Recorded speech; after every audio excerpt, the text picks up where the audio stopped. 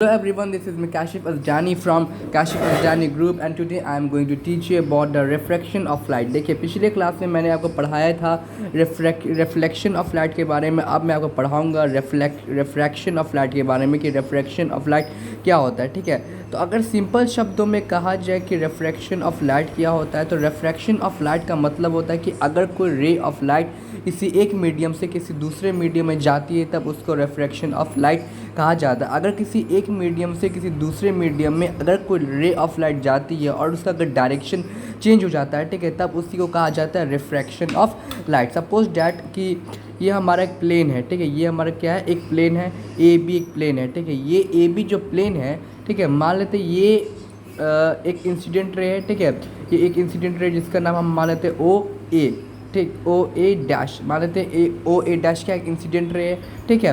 तो अगर इस मतलब कि अगर कोई रे ऑफ लाइट किसी एक मीडियम से किसी दूसरे मीडियम में जाती, मान लेते हैं कि दूसरे मीडियम में गई और इस दूसरे मीडियम का रिफ्लेक्टेड रे मान लेते हैं ए डैश ओ डैश, ठीक है।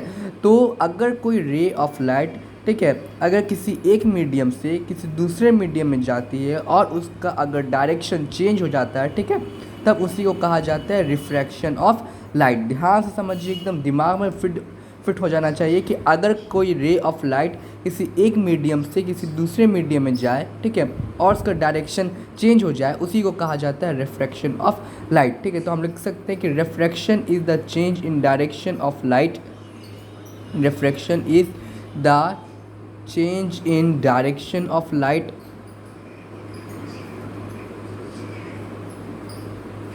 change in direction of light when it travels from one medium to another medium, from one medium to another medium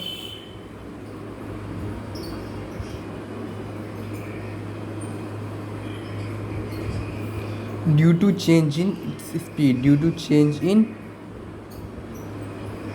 its speed. मतलब कि अगर कोई रे ऑफ लाइट है, ठीक है, ध्यान से समझिएगा, अगर कोई रे ऑफ लाइट है, अगर वो किसी भी प्रिंसिपल मतलब कि किसी भी सरफेस पे आकर टकराती है और अगर वो दूसरे मीडियम में जाती है और उसका अगर डायरेक्शन चेंज हो जाता है तब उसको कहा जाता है रिफ्रैक्शन ऑफ लाइट। यानी अगर if a ray of light is incident at a plane and it travels to another medium then its direction changes and this phenomenon in which the direction of light changes when it travels from one medium to another medium is called refraction of light। ठीक है, मतलब कि एक medium से दूसरे medium में जाने में अगर कोई रे ऑफ लाइट का डायरेक्शन चेंज हो जाता है, ठीक है, तब उसको कहा जाता है रिफ्रैक्शन ऑफ लाइट। और रिफ्रैक्शन ऑफ लाइट होता है स्पीड में चेंज होने की वजह से। यानी अगर कोई रे ऑफ लाइट किसी एक मीडियम से किसी दूसरे मीडियम में जाती है, ठीक है, अगर उसका डायरेक्शन चेंज हो रहा है मतलब कि उसका स्पीड क्या हो रहा है, घट रहा है, ठीक है, उसका स्पीड क्या हो रहा है, घट रहा है। अब एक बात नोट करने का है, अब हम लोग पढ़ने वाले हैं कि refraction of light through a glass slab.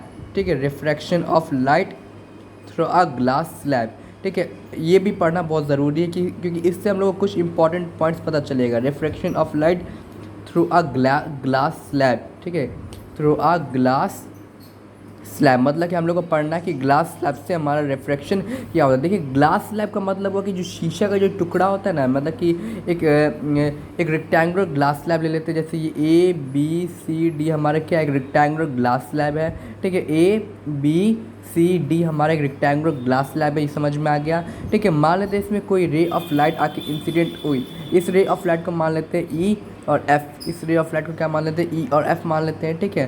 तो जब ये रे ऑफ लाइट जैसे ये एयर मीडियम है, ठीक है, ये ग्लास मीडियम है, अगर ये रे ऑफ लाइट जो है, ठीक है, अगर एयर मीडियम से ग्लास मीडियम में जाएगी, एयर एक मीडियम हो गया, ग्लास दूसरा मीडियम हो गया, और हमने पढ़ा कि अगर कोई रे ऑफ लाइट अगर किसी एक मीडियम से दूसरे मीडियम में जाती है, ठीक है, तब उसका डायरेक्शन चेंज होता है। और यहाँ पे नोट करने की बात ये है कि एयर जो होता है, ठीक है, वो क्या रेयरर मीडियम है, एयर जो है वो रेयरर मीडियम है। यानी जिस मीडियम में स्पीड लाइट का स्पीड कम होता है उसको क्या कहा जाता है, रेयरर मीडियम, रेयर मीडियम कहा जाता है, ठीक है, और जिसका डेंसिटी ज़्यादा होता है उसको डेंसर मीडियम कहा जाता है। जिसका डेंसिटी कम होता है उसको रेयर मीडियम और जिसका डेंसिटी ज़्यादा होता है उसको डेंसर मीडियम कहा जाता है, ठीक है।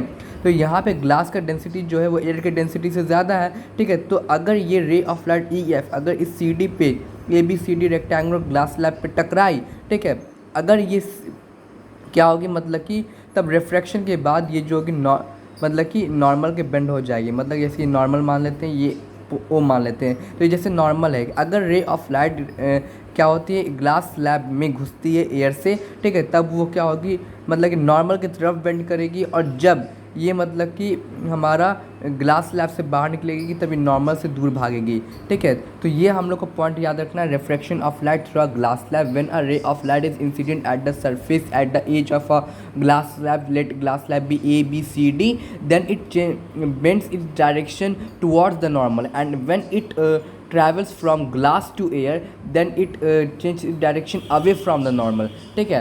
तो ये था हमारा refraction of light through a glass slab. अब इसे कुछ इंपॉर्टेंट पॉइंट नोट करने का ये है कि अगर if a ray of light, सबसे पहला point, if a ray of light, अगर कोई रे ऑफ लाइट है, ठीक है, if a ray of light is travel from optically rarer medium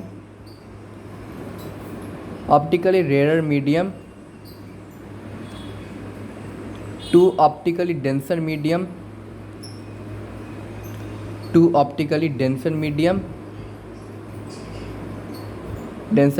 then it bends towards the normal, तब वो कहाँ पे बेंड होगा, नॉर्मल के ही तरफ बेंड होगा, then it bends towards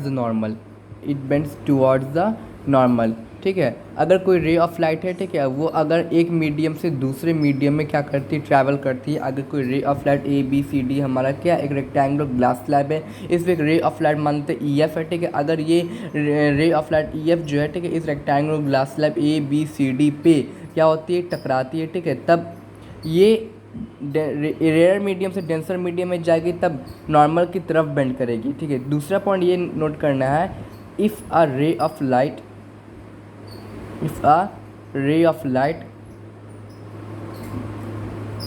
is travel from optically denser medium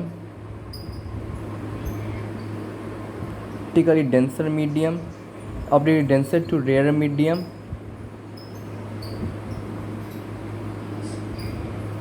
then it travels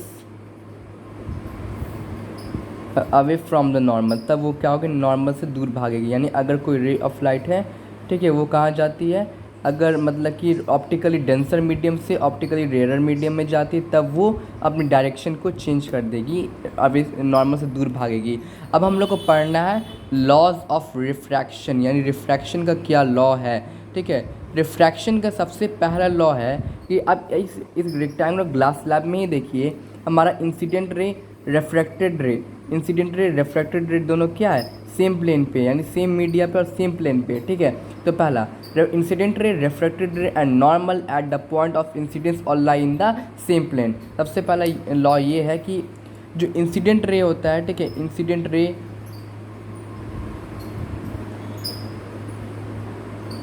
रे, reflected ray and normal, ठीक है, and normal at the point of incidence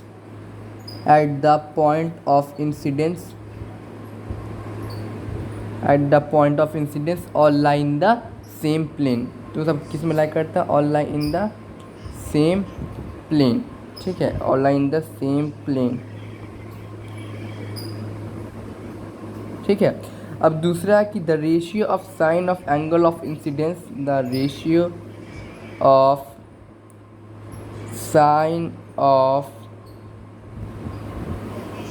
angle of incidence to angle of refraction is constant. तो यही है हमारा second law of refraction, यानी sign I by sine r is equal to constant, ठीक है। ये हमको याद रखना है। तो ये था हमारा लॉज ऑफ रिफ्रैक्शन।